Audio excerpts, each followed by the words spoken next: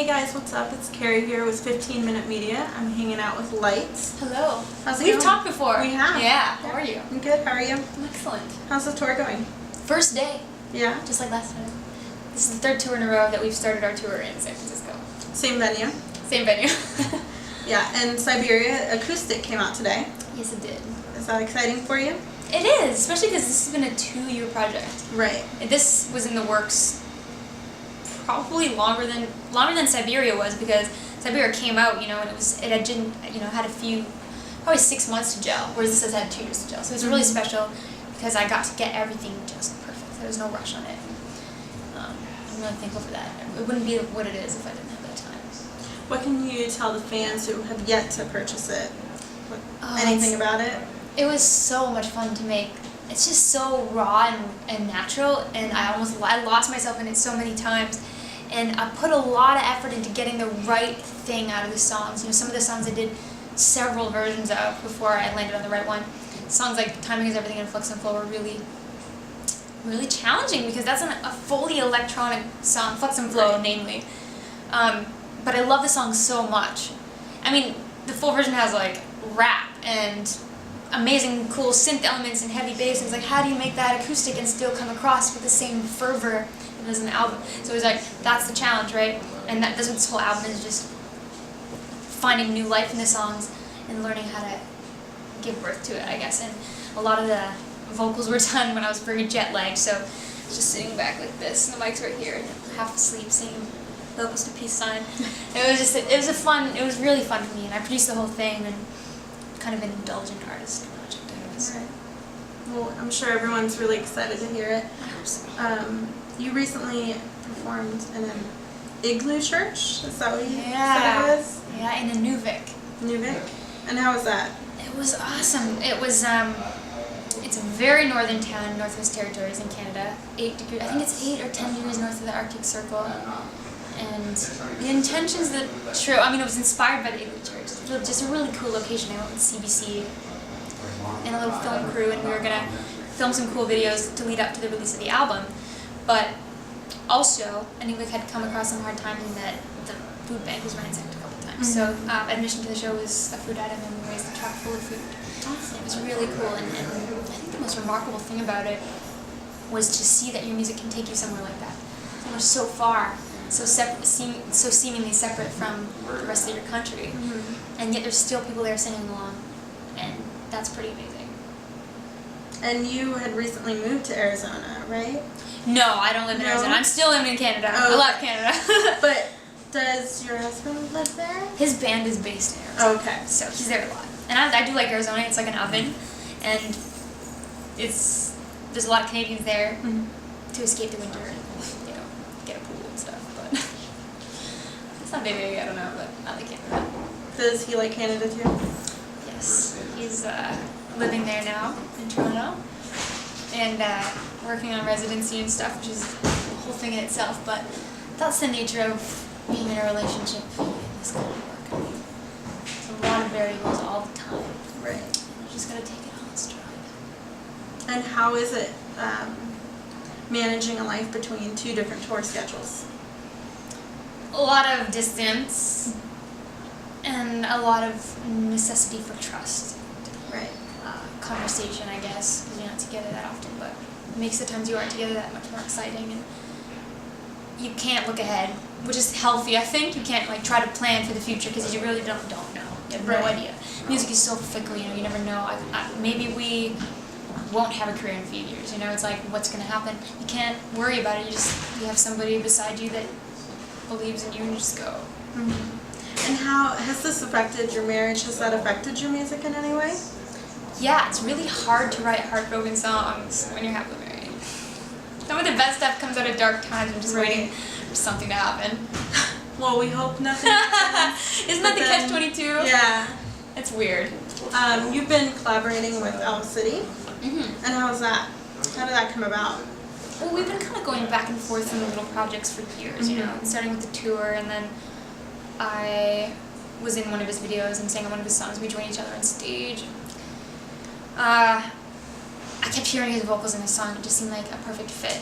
And I hit him up asked him if he wanted to do it, and within a couple weeks he'd sent me a vocal that he did at home. And it was awesome. We made it all fit in perfectly, and it was right, and that's just how the collaborations in the album worked. It was like I pictured something and contacted friends, and notwithstanding Beatrice, who my manager gave me her number, and I texted her and asked her if she wanted to be involved. But it was all very personal, and it made for just really special collabs, Definitely. Yeah. So you also collabed with some Canadian friends on a song to fight against bullying. Yeah. How's that? Kids Help Phone. That was very cool. It was a cover of Cyndi Lauper's True Colors, and yeah, it was funny. Like a lot of those collaborations, you think everyone's in the same room, but it's like everyone goes in at a different time and does all their stuff, because everyone's got their own schedules. Again, going back to the relationship thing, when everyone's working in different schedules. But it's really nice to see people coming together for that kind of thing, and trying to jump at an opportunity to help where they can. I mean, and that's the way I look at a lot of things like that. And if an opportunity presents itself, go for it. You just need the opportunity. I've been working with World Vision a lot, and it's kind of like presenting high school kids or whatever an opportunity to help. Everyone wants to help. So it was really nice seeing something like that. And it was actually Togs who put the whole thing together. Togs is a producer / co-writer that I've been working with for years, 10 years. And we saw there was an instance with a young girl out in British Columbia who was being cyberbullied and ended up taking her life. So it moved him a lot, and he just kind of, over the years of people he's met through the industry, just asked them to take part. It was just like, boom, there's this amazing song with a bunch of talent on it, and raised thousands and thousands of dollars for Kids Help Phone. Which is wonderful. Yeah. You've been doing a lot of cover songs. What is your favorite song to cover? Oh, it's so hard. I mean, usually my favorite one is the one that I've most recently started covering, because that's the most exciting one. But one of my favorite songs of all time is Still Haven't Found I'm Looking For by U2. So that's kind of where I'm at right now with covers. Yeah. Yeah. I saw that you released your own app on Yes. What is You're that all about? up in the details right now, and I'm really excited. Yes, it's a really cool little app. It's made by a company called Volume, and they just started making a few apps, and they're really, really good covers all the bases apps, and with like a lot of simplicity, and they work on a lot of different phone operating software. So it's really nice to have that platform on people's phones and just kind of like inundate yourself in people's lives. Yes. And that's Like available on Blackberries, iPhones, Androids, right? Yes, and it's just volume.me, so volume with the period before the ME. That's the website, and then you can download. And that's on your Facebook as well, if anyone wants to find it. Yeah, it should be. I always tweet it every now and then too. Hey, look at the app. Alright, so let's end this with a fun one. You have a weapons collection.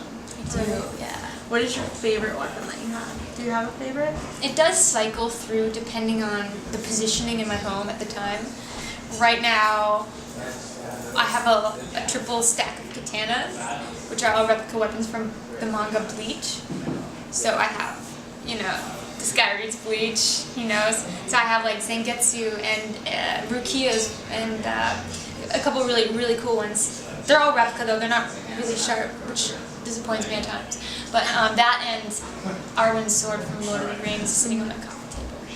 And it's got a really neat inscription on it. In fact, the inscription on it was never finished because it didn't actually fit on the sword, but it kind of talks about the daughter of the rock and strength in a female warrior.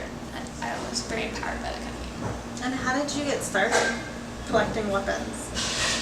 Probably that fascination with warriorism and video games, in which I first discovered that I loved it. Actually, I've loved play fighting since I was a little kid. It's always been a fascination. I love feeling like greater in some other life, You can't really use swords in this day and age, but you can do it. So I have like probably 30 to 40 swords and daggers. A lot of them are just sitting in a stack in my basement because I can't stop. And does your husband like your collection? He does. In my old apartment, I had them everywhere, on every wall. And I think it was overwhelming, so we've decorated things more tastefully. So, and that's why everything's sitting in our bag now. So there's a few things here and there, but At least you can have a little bit of that. Right. All right. Well, thank you. Is there anything you want to send off to your fans? Enjoy Siberia Acoustic. This is the first day it's been out in the world. It feels good. I feel like I just had another kid. Go buy it. Thanks, guys.